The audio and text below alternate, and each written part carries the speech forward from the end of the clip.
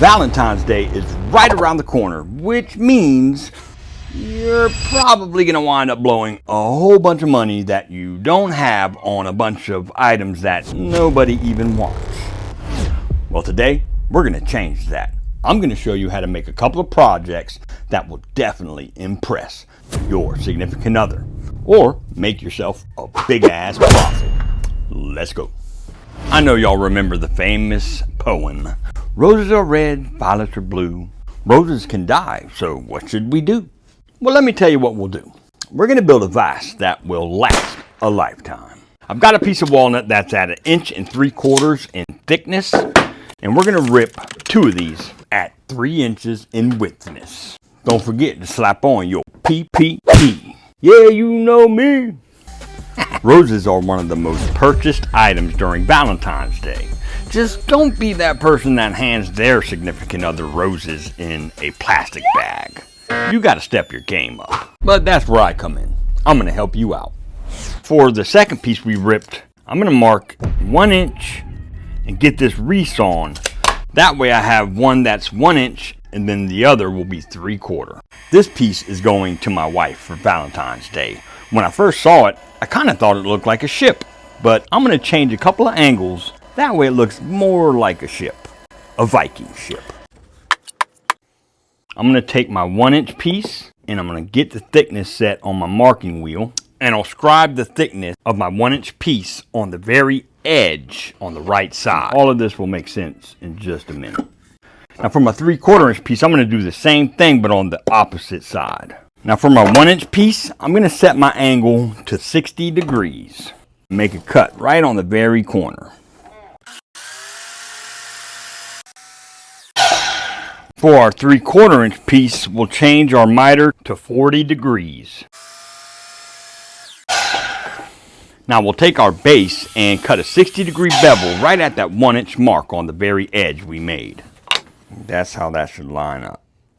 Now for the left side of our base, we'll be cutting a 60-degree bevel right at the 3/4 inch mark we made on the top of this piece. And your piece should be coming together like this. Now don't let all these different angles get you all intimidated. I will have a set of plans for this available, but this is way easier than it looks, guys. Now take your 3/4 inch piece and pull down from the long point 8 inches. And that will be the long point of a 40 as well.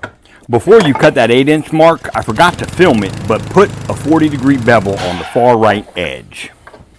Now take that cut off and pull over 3 1/4 and put another 40-degree bevel, and that'll be long to short at 3 1/4. Now I'm going to take this 1 inch piece and I want to play around with the angle for the top. I'm going to start with a 30.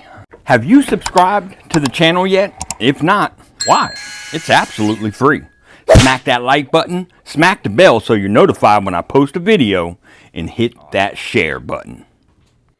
Okay, so next thing we're going to do is take our base, and where we got that 60-degree bevel, from that long point of that bevel, we're going to come back down to the bottom at a 60-degree bevel as well. Where this other 60-degree bevel is, we're going to take a 30-degree bevel and cut it back from that long point. Let me demonstrate. Next, I'll get everything cleaned up, and I'm going to use 150 grit sandpaper to get that done. We're going to take our top piece, that's that 3 1/4 inch piece, and we're going to mark the center on the very top side of that piece. And we're going to drill a 1 inch hole at that center mark. And I always like to use a smaller bit to start out with and drill all the way through at that punch hole mark. That way, I can go halfway down from this side, flip it around, and go halfway through on this side, avoiding any tear out. We'll add a dab of glue, add a dab of glue, add a dab of glue, add a dab of glue, add a dab of glue, add a dab of glue.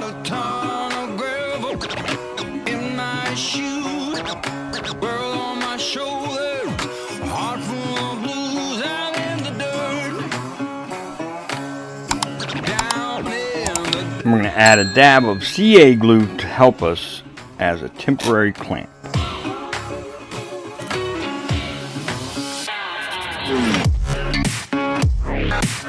All right, so we've let these two glue ups dry. Now I just need to add my last glue up for this side right here. Add a dab of glue, add some tape, and let that dry up, and I'll meet you back here. All right, so what I've done is I made a couple of 1/4-inch dowels with my plug maker, and I'm gonna drill 2 holes right in the front of this piece where my 60-degree angles meet, and I'm gonna plug those holes with these 1/4-inch oak plugs. I came up a 1/2 inch from the bottom, and I'm going to come in from either side at 1 inch. We'll punch those holes and get these holes drilled out and get them plugged up.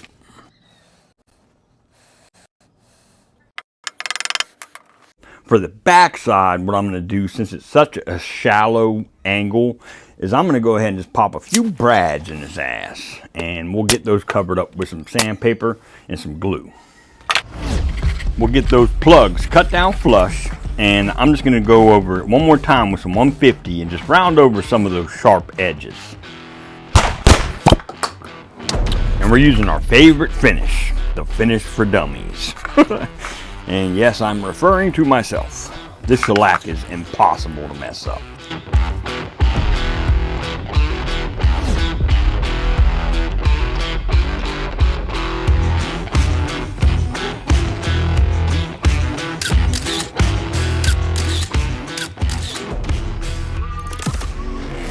So obviously we've got that 1-inch vial because we drilled the 1-inch hole. Most vials will come with a little lip on the top. This one didn't, but I just tied a little rope around it, and I actually kind of like the look of the rope. And these are some fake roses, but I'll be switching them out with some real ones for Valentine's Day. I'll leave a link in the description where you can find the lipped vials. That way you don't have to struggle with the rope like I did. For a piece like this, being hardwood and being it's definitely custom and none other like it, I could get $85 for this. And with personalization options, that would up the price significantly, around $100 to $125 for a piece like this. On to the next project. For our next project, I'm going to show you how easy it is to make a ring box. All you need to do is get 3 pieces of 3/4 cut to 2 inches, glue those together, and you've got yourself a little block. I'm also going to make one out of this 8/4 piece I have left over from my scrap pile. Let's go. So for my height, that left me at 2 3/16. The width is at 2 3/16. And my thickness is at 2 inches, which is just fine. So for the base, I want that to be 1 1/4 inches, and then the remaining inch will be the lid. Let me demonstrate.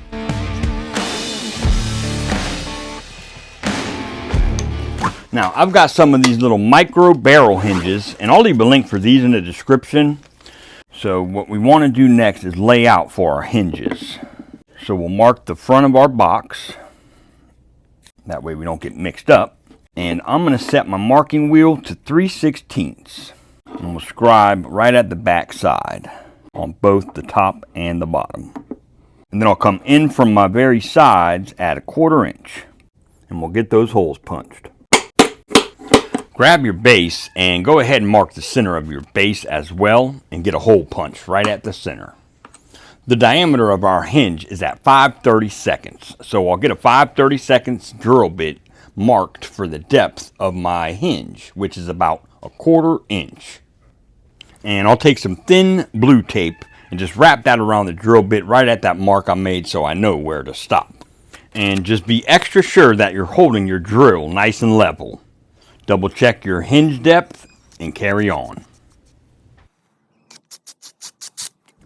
Double check that your hinges are at the correct depth and your box should sit nice and tight with both hinges in. Alright, now we'll take our base and I'm going to get 1.5 inch hole drilled out with this Forstner bit.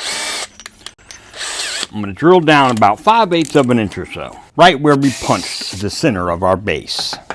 And that will be where the ring sits.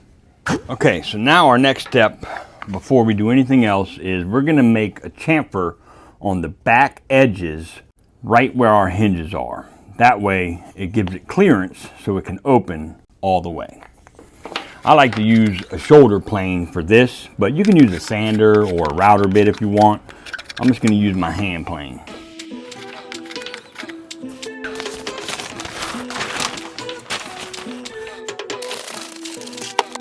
All right, so next what we're gonna do is tape right over our hole, and we're gonna get that hole cut out.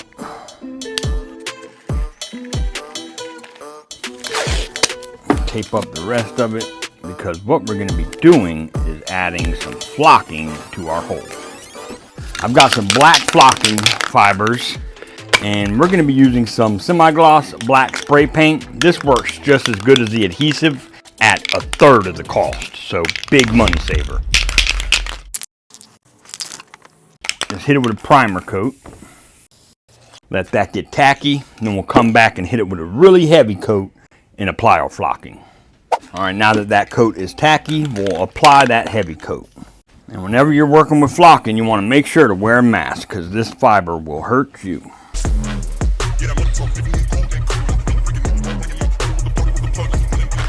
We're going to give that about 30 minutes to go ahead and set up and get nice and settled in and cured, and I'll meet you back here. What I've got here are some rare earth magnets, and they are 1/4 inch in diameter. I'm going to install these on the right front side. And how I like to do this is I'll take 2 of them after I drill my hole on the base, and I'll set them right inside that hole. What I like to do is take a Sharpie and mark the top magnet, and with my hinges installed, I'll just close that lid and give a little bit of pressure on it. And that should leave a mark on my upper piece, right there. So now I know where my top hole needs to be drilled.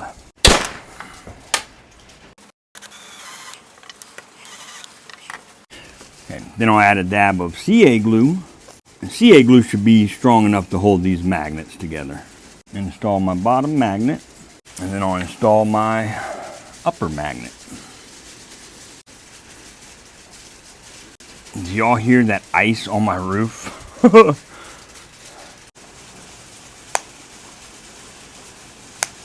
Next, we'll glue in our hinges, and CA glue will work just fine for this little tiny box. You don't need much glue, and be careful not to glue your hinge shut. I've done that a couple times. Okay, now once you do get that glued, you may find that it is a little uneven on the exterior. Just take it over to a belt sander and clean that up, or you can do it with a hand sander, but you should be lined up pretty good. I seem to be perfect, so we're going to sand this down to 150, slap some finish on it, and check out the end result. Now we just hit it with some finish, call it art.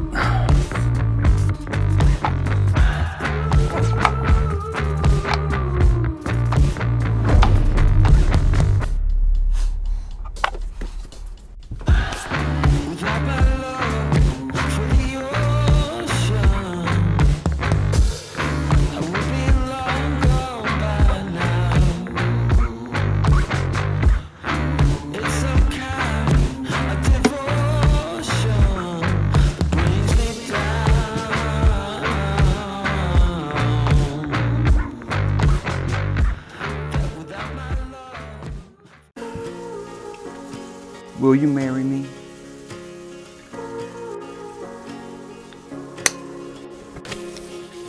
I married that ash.